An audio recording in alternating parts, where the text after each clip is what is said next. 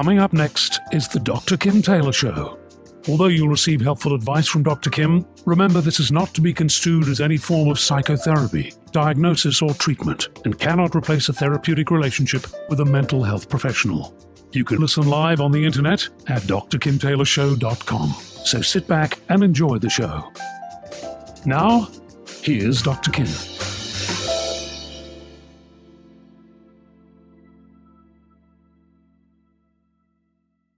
Welcome to the program. We are back after the Thanksgiving holiday, and I'm glad to be here. And I certainly hope that you had a wonderful celebration with your family and friends. We celebrated in New York this year. And yes, it was a little chilly, and yes, there was a bit of snow. But we were with our daughter and her boyfriend as they prepared a wonderful dinner in my daughter's very small New York kitchen. I found myself watching in awe as these two young people put such care and effort into creating a memorable Thanksgiving dinner for us. And they had all the touches of home. It got me thinking about what traditions mean to a family and how it's like the glue that holds us together and creates our lasting memories.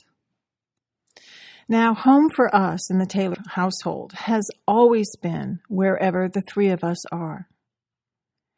And I can still remember my daughter at the very tender age of 10 saying to me as we were driving away from the house that we had lived in for 10 years, making our move up here to Santa Barbara, she said, "Don't worry, Mommy, that was just the oyster, but we are the pearls." Such wisdom. So bringing traditions forward, no matter how small or silly, it connects us to each other and our history in a way that at times can be easily dismissed, but really it makes up the important ingredients of family and home. Breaking it down into its simplest elements for me, it's about being together and sharing moments where we give thanks and enjoy what each of us has to offer, and we appreciate what is. So today, I feel I have much to be thankful for, and I hope that you too can find the blessings in the holiday season. Today on the program, joining me in the studio are 4 members of the Williams family: Rob, Jennifer, and their 2 children, Reagan and Robert. We are going to get a chance to hear their inspirational family story and the journey that they have been on for the last 12 years. You're not going to want to miss this touching story. So stay with me during the short break, and I'll be right back to talk with my guests.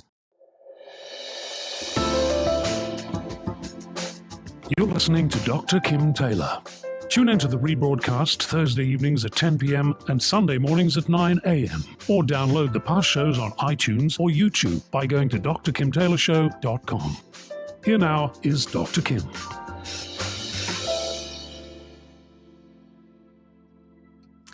I am Dr. Kim, and if you are just joining me, I'd like to welcome you to my guests. I have 4 members of the Williams family: Rob, Jennifer, and their 2 children, Reagan, 14, and Robert, 12.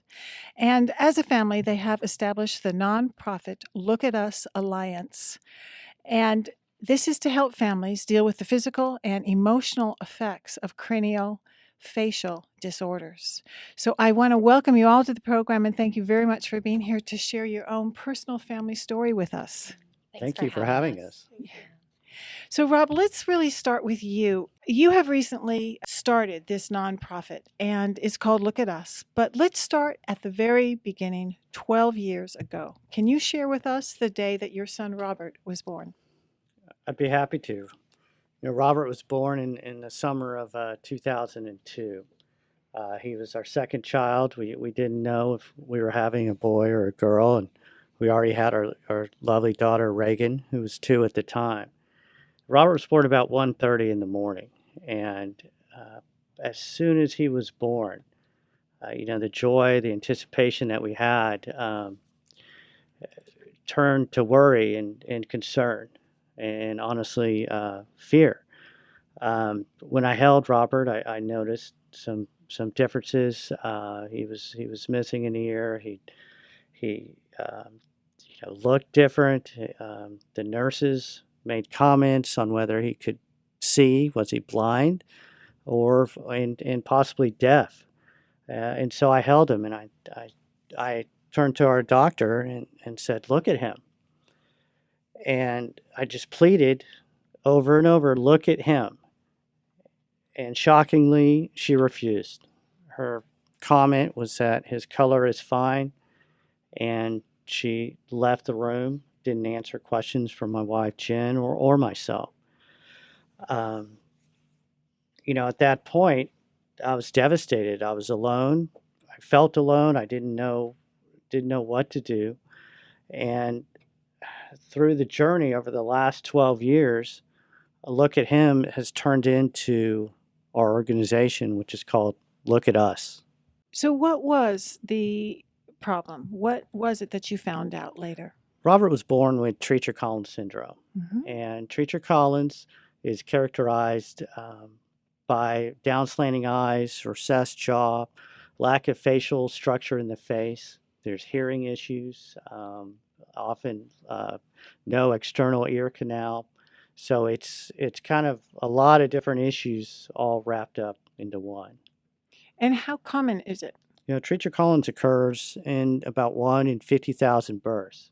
And that number, it sort of has changed over the years. But, at that time when Robert was born, it took 2 days for them to even diagnose us. And these are complicated issues, and we didn't have an organization like Look at Us at that time. Mm-hmm.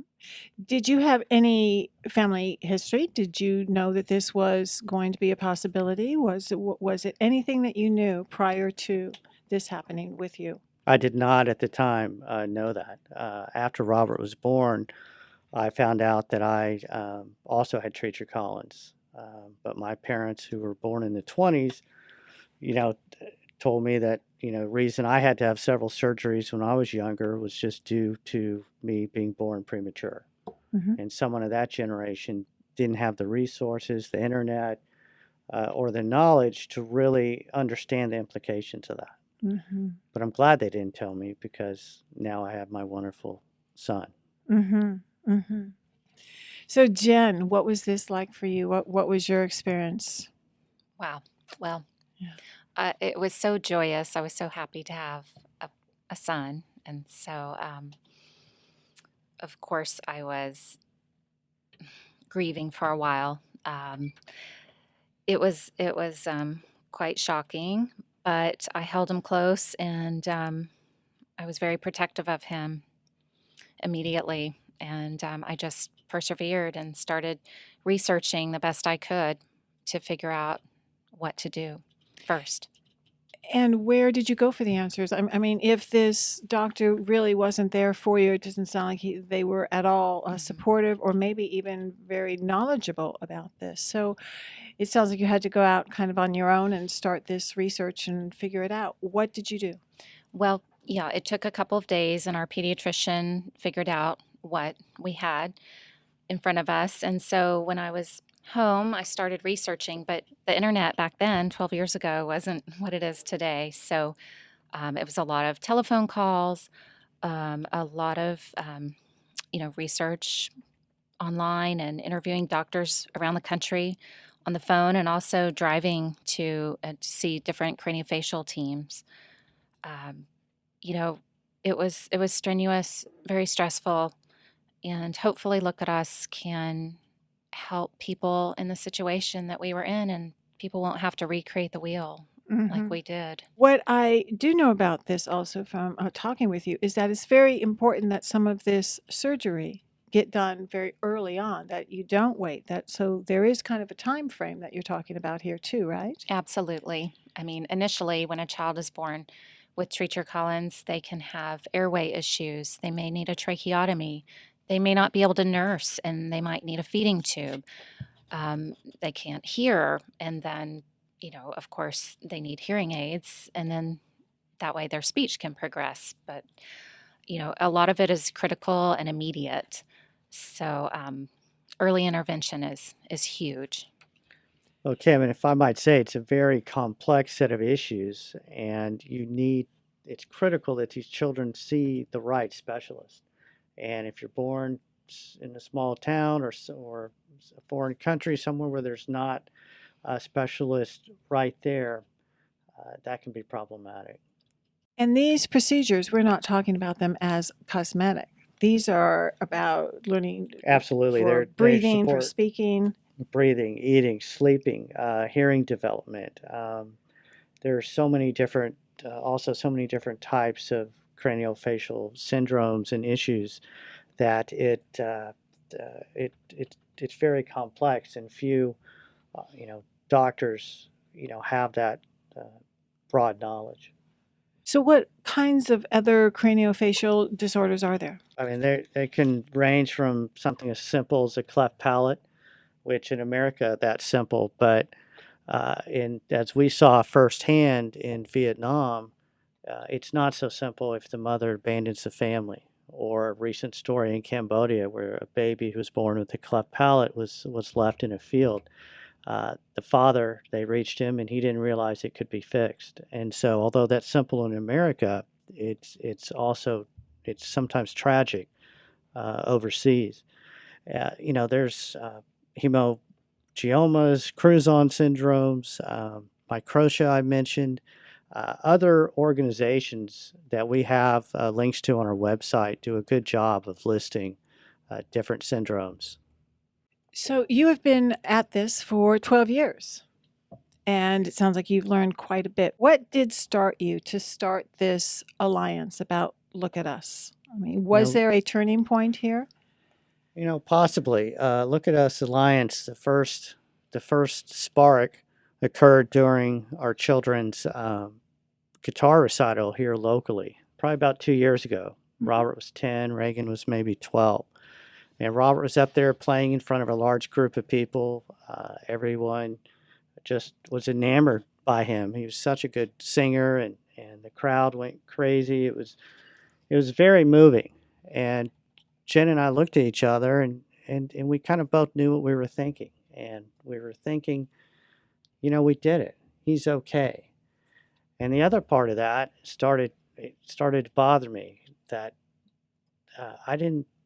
I have a responsibility to help others, to share the knowledge that I have, but I was scared to do it. I was fearful. I did not want to be the face of a craniofacial organization. I have a nice life here in Santa Barbara, but in the back of my mind, it just kept, gnawing at me, and I was scared. And some wise person told me once that I should just walk through the fear, but that keep the fear. It's there, but keep it in my pocket.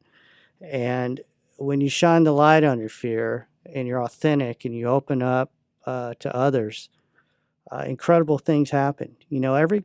Everybody has something, Kim. Some people suffer from depression or have been abused in the past, but a lot of people can hide. Hide silently behind that. Mm-hmm. The good and the bad, maybe, but I think it's good. A craniofacial issue is right out there in front, and you have to deal with it. And who better than me and us to help people? Jen, did you feel the same way at the same time, or has this just been a long process? I mean, to sit and kind of look at your son after all of this time and surgeries and everything that you had been through and wondering if he was going to be okay. Was that the moment for you too? Absolutely. Rob didn't mention, but at that recital, I just was watching Robert up on stage and I just lost it. I mean, I just cried and cried and cried. And it really was the turning point. I just thought to myself, 10 years, here we are. Look at him. He's amazing. People love him. He brought the house down. It was truly an awesome moment. That's great. Yeah. So what is the mission statement of Look at Us? Look at Us. I'll tell you what we're not. We're not just a parent feel-good group, which there are wonderful groups out there for families. But, we have a large self-esteem aspect to what we do. But we want to fund surgeries for children. I mean, and there's no not a lot of groups that do that. People, they pay for travel, or they have a camp once a year, which is great, and they provide a lot of support, and we list those groups on our site. But look at us. It's not Jen and Reagan and Robert and me. It's the families that we're helping. And that's what's important. And the story is a lot of times about me, but it's not us. Go to our website, lookatus.org, and see the kids. See Zachary, Gianna, Olivia, Aaliyah. I mean, that's the story. These are families who are in their own circumstances, but are willing to help other people. And if people go to our website and read the stories, it's incredibly moving. Okay, we are going to go to a short break, but we're here with the Williams family, Rob, Jen, Reagan, and Robert, and we're going to hear from the kids as soon as we get back. So we'll be right back after this short break. You are listening to Dr. Kim Taylor on KZSB AM 1290. My guests joining me are the Williams family, Rob, Jennifer, Reagan, who is 14, and Robert, who is 12. And they're sharing their family journey about helping other children with craniofacial issues and really letting others know about the alliance that they have created called lookatus.org. So, Robert, you are 12 years old. This whole thing started because of you.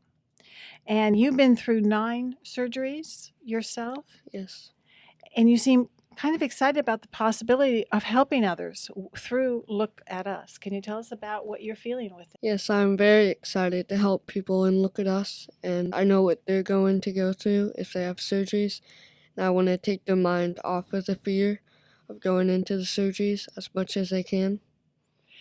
How were you able to go through the surgeries without the fear? Well, I had a wonderful family standing by me. They helped me along. After the surgery, I was greeted by my family, and they were really comforting to me. You now have been traveling, and we are going to get to the trip that you've been on, but it seems that for you to be able to go and be with other children also who were having these problems, did that help you? Yes, it did. It gave me a better perspective of life and the people there. Reagan, what was it like to watch your brother go through all of this? Because you probably had to go along for every surgery and were there and waiting. And what was all of this like for you as his sister? It was very challenging because I did not like to see him in pain, but he was always very, very brave and tough, and I knew that he could get through it. How do you suppose he got so brave and tough? Well, he followed my lead. Did he? Yeah. We couldn't have done this without Reagan. She was always incredibly patient and loving, and really a team player. All of these surgeries have been over a period of time, right? So it sounds like you would have had to get ready for the surgery. There has to be time to do that. There has to be the downtime to heal. I mean, all of you as a family, would you go to these places to go to the doctors and find the doctors? Was it close by? Did you have to travel? It was all different. I mean, yes and yes. And the thing that the surgeons don't realize, and that families don't understand until they go through it, is that these surgeries sometimes represent the culmination of years of planning. And then you're here at the big day, and a lot goes into it. And some children travel from all over the world for these surgeries. We were lucky enough to help a little girl last week. We assisted in her getting an ear canal. And they traveled from Australia, and they had raised a portion of the funds for 4 years. To be able to come here to America and have those surgeries, and we were able to participate. So we're all very proud of that. Mm-hmm. I read about you traveling and getting in your own car and traveling up the coast and meeting doctors who you by that time actually knew. So there was some comfort in doing that. Tell us a little bit about the procedure of getting there and what was that like? I mean, you had a history with these doctors by this time. Gosh, it was not easy. I mean, we'd have to leave our home, and often we did leave Reagan with friends or family, and that was tough. And it would be days. I mean, it wasn't an overnight trip. We'd meet with doctors. It would be lengthy. Sweet Robert, went through it all with us. And, it's really turned him into the boy that he is. He's very mature beyond his years. It was stressful, a lot of stress, but it's turned us into the people we are today. And I think we're an inspiration to a lot of people. Oh, I definitely think that's very true, to go through the challenges that you have gone through and then to be able to turn this all around and to give back. So let's talk about the trip that you've gone on. I mean, you just recently got back from a 7-month journey. So who wants to start out telling me about the trip and where you went? Reagan? Sure. Okay. Well, we started off in Asia, and then we volunteered in Vietnam with the surgical group, and that was really, really amazing. And then we went to Turkey and spent a long time there, and then we did a little bit of Europe too, and it was incredible the whole time. Okay, so what was the point of going? Did you have a plan? Was there something that you were really trying to achieve by doing this? We had a one-way ticket to Bangkok, and that was it. And the rest of the time, we traveled by bus, train, ferry, and tried to rough it. I will say that although it wasn't always tough conditions, one time Reagan did burst into tears when we walked by a Four Seasons, and so which inside I was crying too. But we had to go back to the hostel. But we really tried to stay off the tourist track, stay out of hotels, we rented houses, stayed in apartments in real neighborhoods, and it made the world a difference, and it was truly life altering. Well, tell us how, because you did go there to help some other doctors who were already there helping other children in need. So can you share that story? We, first I have to mention one detail. We only took backpacks. And so that for 7 months. For 7 months. We each had a backpack. And we also sold our house and sold a car. So this was quite a journey. It was a sacrifice. And, well, this was also taking the kids out of school for this period. Absolutely. Right? And so did the kids have to study on the road, or was this their study plan? School in motion. Mm-hmm. We did do some Khan Academy and, some work online, but really it was just the cultures and religions and the geography and the problem solving. So it was awesome.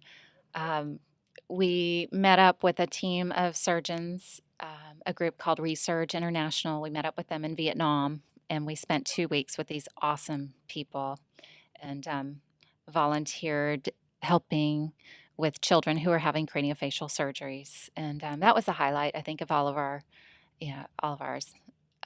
It was beautiful. Just these small surgeries transformed families and lives. Awesome.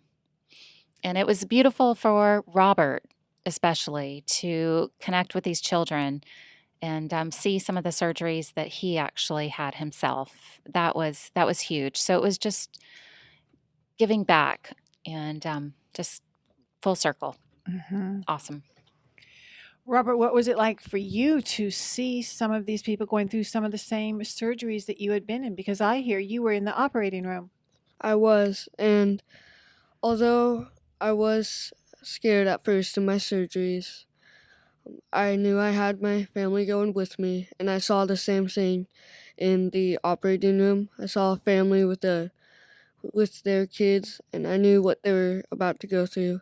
And in the operating room, it was really cool because it didn't really loosen up my fear of going into the operating room, which was very little, but it gave me a better understanding of the procedure that I had done on myself. Were you fascinated by the surgeries themselves? I was. I'm not that scared of blood, so it wasn't that bad. Okay, we need to take a quick break, but we're going to come back and talk more about this great trip that you all took. I'm here with the Williams family, Rob, Jennifer, Reagan, and Robert. We'll be right back. You're listening to Dr. Kim Taylor. Tune into the rebroadcast Thursday evenings at 10 p.m. and Sunday mornings at 9 a.m. Or download the past shows on iTunes or YouTube by going to drkimtaylorshow.com. Here now is Dr. Kim. Today, if you are just joining us, my guests are Rob, Jennifer, Reagan, and Robert Williams, and they're sharing their story and the Look at Us alliance that they have set up to help other children with craniofacial issues. And we're talking right now about the great trip that they took and their chance to help doctors help other families in need. So Reagan, let's hear from you. What was that trip to Vietnam like for you and for you to meet these kids? Well, it was amazing, really, to see the same surgeries that Robert had done on other kids. And it was really amazing to know that I participated in that and changed other people's lives. Especially, I helped in the recovery room and was there when the patients woke up. And it was really great to know that I did something and helped someone. How do you think this trip has changed you? Well, I think that I took my wonderful life for granted before, and I realize now that I have so much to be grateful for, and it was really eye-opening, and I see the world with a whole new perspective. Mm-hmm. Robert, what about for you? What did this trip actually do for you and how you felt about maybe yourself or about the world at large? Well, I learned a lot about myself and my family. But the trip was awesome because I learned a lot about different cultures going into the mosques in Turkey. And I learned a lot about the people who are living in Asia, Turkey, and some Europe. Did it make you want to go back? Yes, I love to go back. But this time we might go to a little bit of Latin America. Oh, so you already have plans for the next trip? Not I guess really. Robert does. I do. Okay. Was that just to get out of school, or do you really want to go? No, I really want to go. Plus, Okay. I'll speak a little bit of Spanish for my school. Oh, Going that'd to- be great. That'd be fun. So how were you as a traveler? I mean, this is not the easy trip. This is carrying whatever you own on your back and really living in, I hear, some rather tough conditions.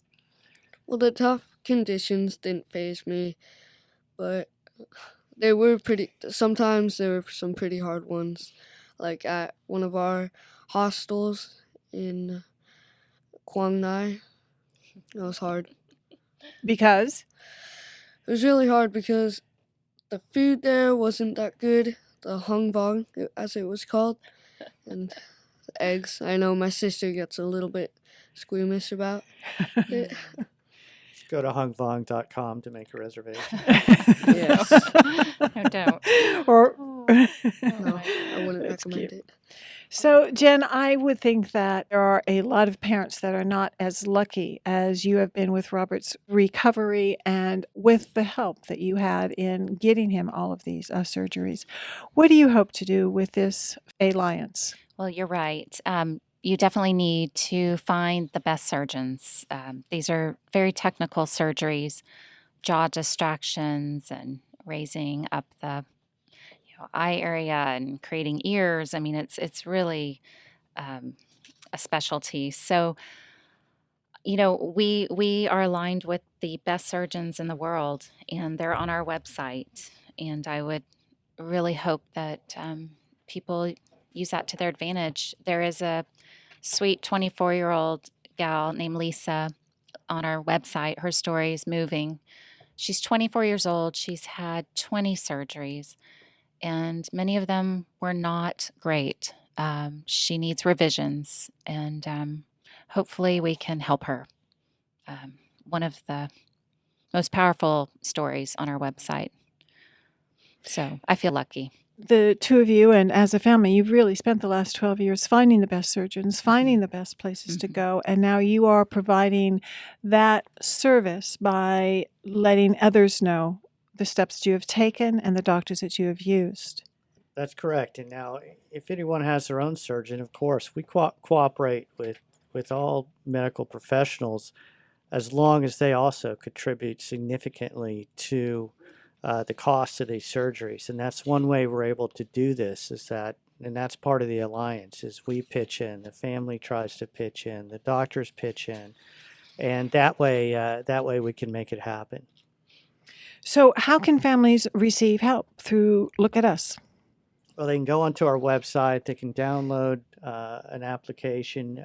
We check their financial status. They're also typically vetted by their doctors as well, and that's to apply for a surgery. But we're available to counsel people, talk to people, and we have good links on our website to other groups that have other websites that are more informational. And it's really clear that the cost can absolutely devastate a family. And this is not just a one surgery type of event. You're talking about numerous surgeries. Sometimes it's one, most of the time it's many. We deal with all congenital craniofacial birth defects as well as injury.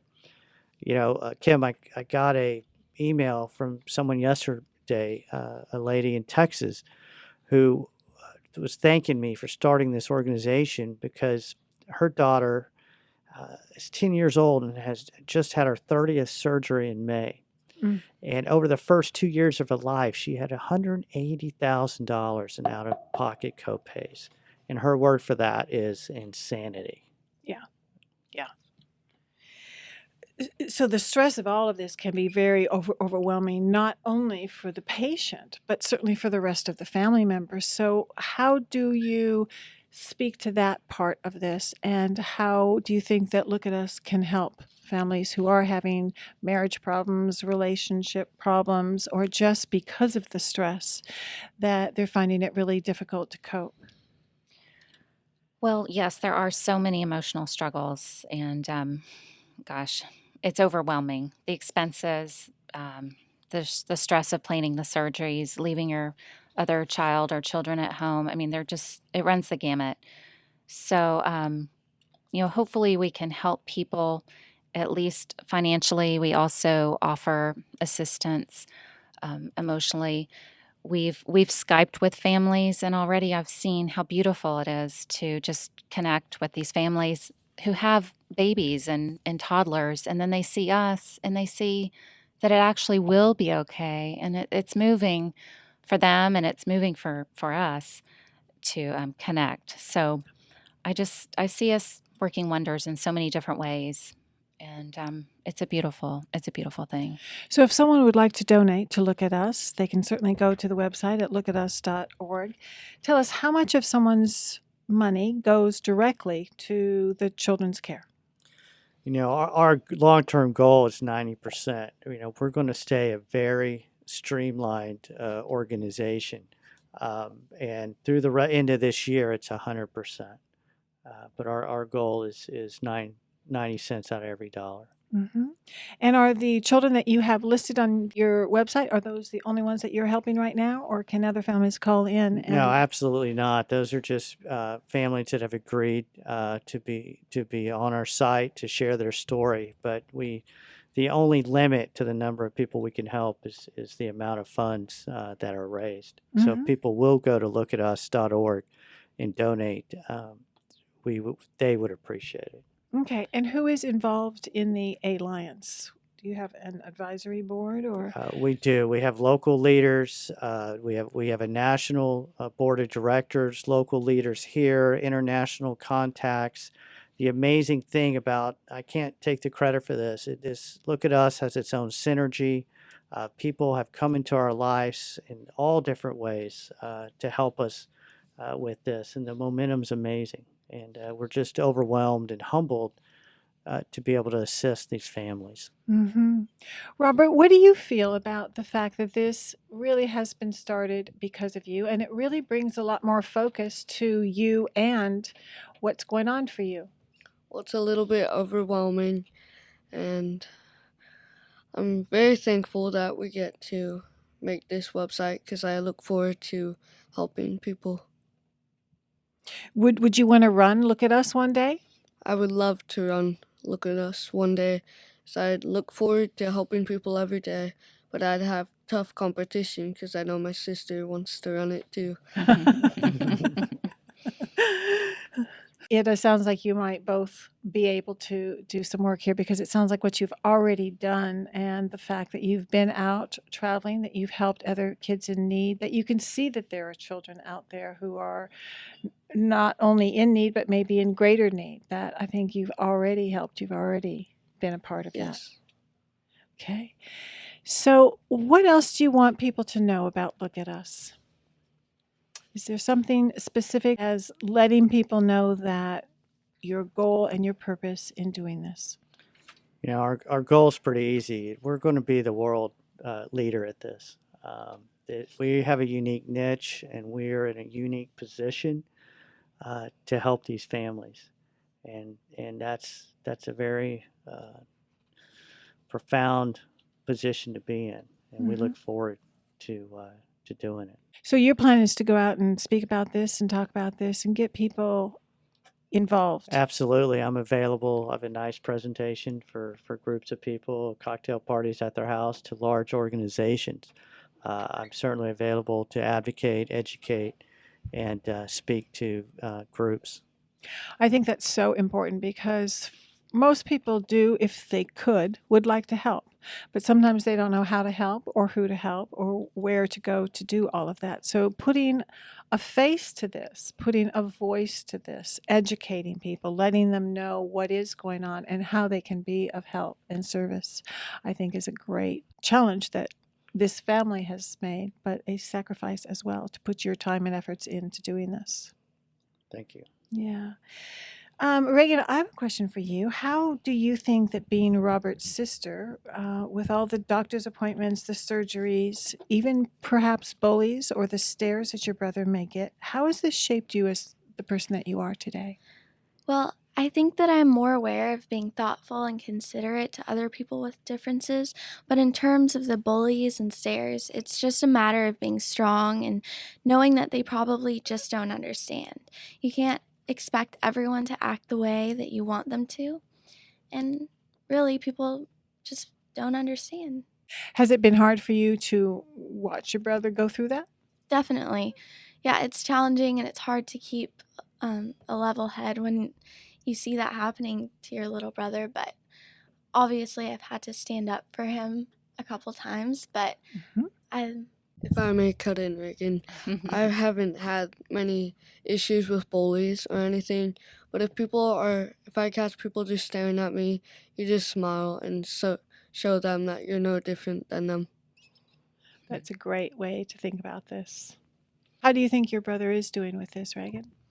Well, he's great at it, and he is much more thoughtful and even than I am, and he's still an annoying little brother, but the only difference between him and his friends is that he's had to be a little bit tougher than them and face more difficulties than most kids his age. Mm-hmm. And Jen? I might add that, despite the struggles and, everything, what keeps us going is, I swear, every day, every week, I don't know, often, we get phone calls and emails from people, or people stop us to tell us how awesome our kids are, how sweet they are, how conscientious, things that Robert's done and said. I mean, he's just the kindest, most empathetic child, and Reagan is as well. And an example is recently a little boy at school wanted to play his ukulele for a talent show, but he was so nervous. So he asked if Robert would play with him. And, here's the sixth grader getting up on stage with a first grader in front of the whole school. And Robert played with him. And it just meant the world to this family. I mean, just little things. He carries boxes for teachers to their classrooms. A mom today told me how amazing he is and that he helped her carry things to her car one time. I mean, it's just endless, and it makes me smile. You sound very proud of your son, and you should be. I am. Robert's our inspiration, and what I'd like to tell families out there is that who are dealing with the same circumstances, that things are going to be okay most of the time, and it's not what you would have wanted, but really great things will come out of it. You'll be able to help others like us. You'll be able to meet people you never would have met, and your child will make you the person that you maybe should have been all along. And I want to thank Robert for that, and Reagan, and the families that are participating, and look at us. It's awesome. Well, it sounds like it took each and every single one of you to come to this place and to be the family that you are, and I certainly very pleased to know all of you. So tell us how people can help. Where can they become involved, and what do they do? We have a lot of opportunities to assist. First and foremost, this is kind of the ask. We need funding. Go to lookatus.org and donate, or contact me. Our phone number is on the website. And we have opportunities to help write grants. We're doing a lot of that right now. Just contact us, and I would also love to come speak to any groups that would have me. Well, it is my hope that the information that's shared here will help other parents and families in need to really get the necessary support for their children, and that those who are hearing us now will open up their pocketbooks and give generously to help support this worthy foundation. And this is really helping one child at a time live a life to their own fullest potential. So it's really been great to share this hour with all of you. Rob, Jen, Reagan, and Robert, thank you very much for being here. Thank you. Thank you. It's wonderful. So go to lookatus.org, or you can get their contact information by going to my website at drkimtaylorshow.com. I am Dr. Kim Taylor, and I'll be right back with some closing comments.